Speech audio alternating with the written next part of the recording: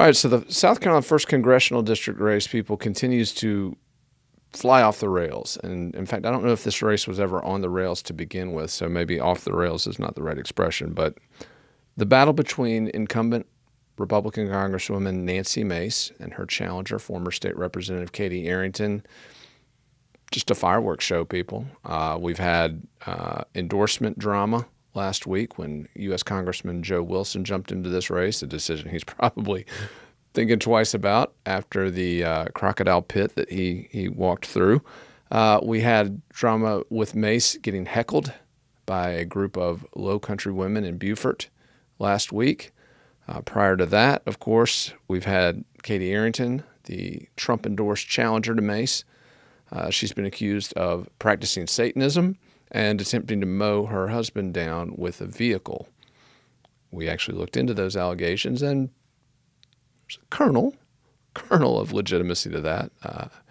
She didn't really try to mow her husband down, folks, but the fact that allegation was raised and did have some nexus tells you what kind of a race we're dealing with. But anyway, I want to fast forward to the latest developments in this contest.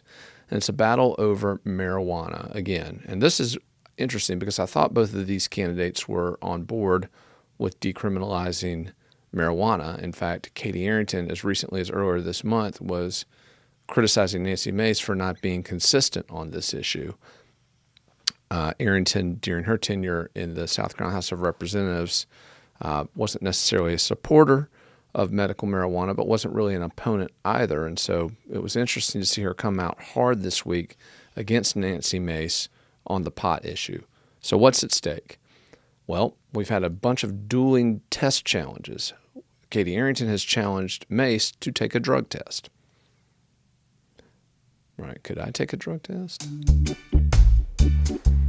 Actually, yes, I could. It's been 15 years since I smoked. Yeah, it's a little hazy, But this challenge was rebuffed by Mace, who then challenged Arrington to take a lie detector test over allegations that Arrington leaked classified information during her tenure as a cybersecurity analyst at the U.S. Department of Defense. So we've got a drug test, we got an IQ test. Wait, did I say IQ test? Yeah, that's what we need in this race, people. I think we need IQ test. In fact, this actually reminds me of a famous moment back in the 1986 U.S. Senate race when the late Fritz Hollings was challenged by an up-and-coming young Republican politician named Henry McMaster to take a drug test. Hollings' response, "I'll take a drug test when you take an IQ test." That's what he said to Henry McMaster. So I think in this case, voters should probably demand that IQ test on both of these candidates. Because, folks, this race, again, it's not about the issues that matter to the voters in the 1st District, okay? It's not about inflation. It's not about taxation, federal deficit, out-of-control spending. It's not about foreign policy. It's about two women that hate each other and are literally saying everything they can to try to get other people to hate the person they hate. That's not a contest, folks. This is like a Mean Girls audition, okay? And we don't need a mean girl in Congress. We need a sensible, free market, pro-liberty representative.